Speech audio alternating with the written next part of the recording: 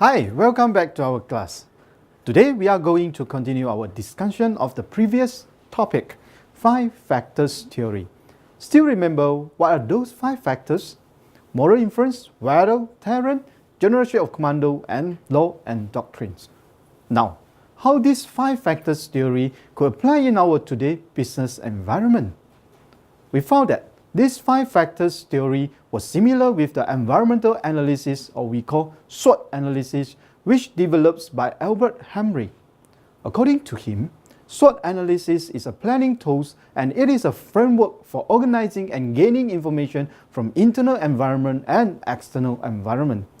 Generally, SWOT analysis were used by companies to assess them and compare to their competitors. Throughout the results, the company will formulate the strategies to fight with them.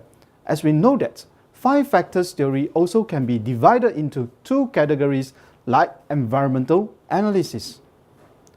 We categorize the 5 factors theory this way. Weather and terrains are the external environments. As you know, external factors are things that are out of your control. You can't change their original situation and conditions. You just can change your strategies or tactic to fix into the changing conditions. However, the internal factors, you can change it, control it, or manage it time to time according to the situations. It's more flexible. All this can categorize under the moral inference, generation of commando, and law and doctrines. So, same like SWOT analysis, which also divided the strengths, weaknesses, opportunities and threats into 2 categories, internal environment and external environments. Strengths and weaknesses were categorized into internal environment, while opportunity and threats which couldn't control were categorized into external environments. Strengths capture the positive aspects internally to your business. It adds value or offer you a competitive advantage. It's a great chance to remind the companies that their existing value of business. Weaknesses contain the needs of improvements within an organization or individually. Analysis can provide a clear list of areas that need a development plans to remedy the issues identified. Tools such as action plans and goal formations provide ways to improve weaknesses. From a competitive standpoint, organizations should attempt to mitigate weaknesses as soon as possible, since they can offer an undesired opportunity to their competitors. Opportunities assess the external attractive factors that signifies the reasons for the business to be existent and succeed. If you had identified opportunities that are internally to the organization and within your control, so you should classify it as strength. Opportunity may be the results of a market growth, lifestyle changes, resolutions of problems associated with current situations, positive market perceptions about your business, and ability to offer greater value that will create a demand for your services. Threats include factors beyond our controls that could place your business itself in risk. It is a challenge created by an unfavorable trend may lead to cut off business revenue or profits.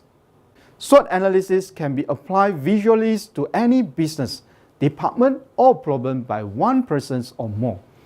It also includes gaining a well-rounded but not one-sided perspective on the business situations. This management tool can help companies to foster their brainstorming and decision-making as well as create a base for strategic planning. Furthermore, the SWOT analysis also able to consider the potential outcome in both positive and negative sides, as well as forecast upcoming changes inside and outside the business environment. So, I think you all have understand and clear on how to match the Sun Tzu 5 factors theory and the SWOT analysis. Here I have an exercise for you. First, please choose a company from the list as shown: Apple, Google, Walmart store, Walt Disney, Nestle, and Panasonic. Try to discuss your chosen company on how they are going to use the 5 factors theory to apply into their business practices or activities involved with using the SWOT analysis. For example, BMW. In opportunity sections, you can use whether, which is one of the 5 factors theories to apply. You could describe that what is the opportunity for BMW. For example, nowadays, many customers are more conscious of the negative effects such as air pollution and global warming were caused by cars fueled by petrol and diesel engines. The increased quantities of carbon dioxide emissions strengthen greenhouse effects and create more powerful natural disasters such as storm and tornado. Thus, consumers are more likely to buy a new hybrid electric vehicle that more fuel efficient and less pollution to the environment. And worldwide demand for hybrid electric vehicle is predicted to reach 4 million units by 2015. This creates an opportunity for BMW to introduce the hybrid car. Finally, in 2009, BMW successfully launched Mini E, a new hybrid car with electric drives. So, you just need to provide 1 point for each SWOT analysis and match it with the Sun 5 factors theory. Submission date will be announced later. Okay, now we move to the next theory in chapter 1. One of the core concepts in the Sun Art of War: attack the enemy when he is not prepared. Based on this theory, Sun Tzu comes up with the 12 strategic planning concepts.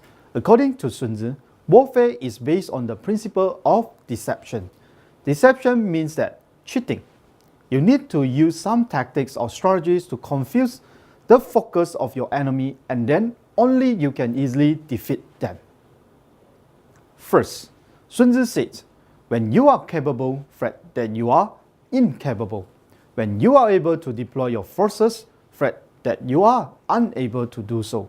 Third, when you are near to the objective, fret that you are still far away. Fourth, when you are far away from the objective, fret that you are near to it. Just like a saying, never tell your enemy that your foot itches. These all 4 strategies will try to confuse the focus point of the enemy. In the same time, it was to reduce the defensive level of the enemy. When enemy is not well prepared, you can attack them directly and get victory easily. Next, this strategy is always used because it is easier to get success. Sun Tzu said, when the enemy is greedy for small advantages, offer bites to lure him. We all know that humans are always greedy. Sometimes a small bite might cause a big impact.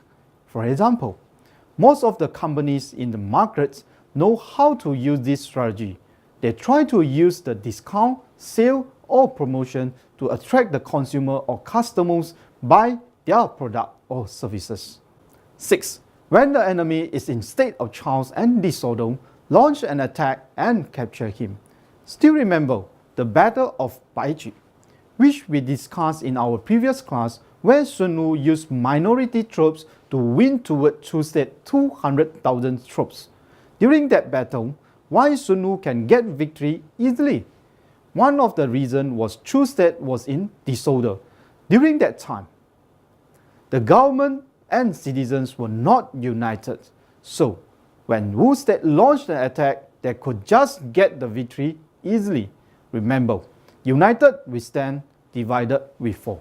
Next, when the enemy is strong and effective, be well prepared and ready to confront him. Sun Tzu said, if you found that your enemies was stronger than you, maybe in quantity and quality of troops or equipments are more complete or more advanced than yours, Sun Tzu advised that, please wait for a while first. Wait for the opportunity. So during the waiting period, the general can try to strengthen up the equipments and well-train the soldiers. When there is a right timing, you can strike them. This could increase your winning possibility. In the other way, Sun Tzu also mentioned that when your enemy is far superior and highly ferocious, it is better to avoid him. Stay away from them if you are found that you can't fight with them. Don't sacrifice your army for a non-confidence battle. 9. When enemy is easier angered, seek way to provoke and irritate him. So, if you find that the general of your enemy was a person who gets angered easily, try to provoke him. When people in anger, they will lose their train of thought. Normally, they could not make any correct judgments and good decisions. So, they will lose their control and fight with their enemy without strategic planning. This theory, we could apply it in today as EQ. If your EQ is low, means that you can't control your emotion well. In today's business environment, a lot of giant companies start to apply the EQ test in their interview sessions to make sure that the employees recruited can control their emotion well in their work and can become a good leader in one day. 10th, when the enemy has low opinion of you, encourage his arrogance even more. In ancient time, some of the countries, they are very low profile. They didn't do any diplomatics with other countries. Normally, they are full of resources and supplies in the country, so they do not need to depend on others. Their personal defensive level was very high. If you want to conquer this type of the country, was very difficult. So, Sun Tzu said, at first, you need to encourage their arrogance and build up a good relationship with them. When they have trusted you, they will start to reduce their defensive level and slowly showing out their weaknesses. When you master their weaknesses, then this is the perfect timing for you to attack them. In this circumstance, you will gain victory easier. In the business environment, the merger and acquisitions always based on this strategy, and most of the case, initially, they are in relationship or partnership or joint venture. Next, when the enemy is well rested, use method to tire him. Sun Tzu highlighted that if you fight with the full energy troops, you might have sacrificed more armies, or you need to spend more time to fight with your enemy. So he suggested that you can use some tactic or strategy to tire them first, then it will be easier to win towards them. Everyone still remember a childhood all-time favorite cartoon, Ultraman? The Godzilla always used this strategy to tire the Ultraman, right? When Ultraman fights with Godzilla, his light will always turn to the low energy, T, right? However, that was a cartoon. Godzilla is always been defeated by Ultraman in the end of battle. But the same goes in the real battle. Generally, this was a very effective and efficient tactic to fight with the enemy when you can tire them first before you fight with them. Last but not least, one more strategy. When the enemy is in harmony and united, use scams to divide him. For your information, in ancient time, every country will try to build out a good relationship with their neighbor countries to protect themselves from attack by other powers. So, Sun Tzu said, first, before you wanted to attack any country, you have to cut off their relationship with other countries and make sure that no people will help them when you attack them. When they become isolated, normally they will surrender themselves without fighting. Same like today's business environment. When you want to acquire or fight with your competitors, you just need to cut off or block all their resources like financial, raw material, customers, suppliers, and so on. When they can't survive and sustain, they will directly surrender themselves or move out from the market. Well, that's all for the 12 strategic planning. If you can master on this 12 strategic planning, I believe that you can defeat your enemy easily. Next class, we will move on to chapter 2 and discuss about the other part of planning and how to use speed concept to success in the business environment. Thanks and see you.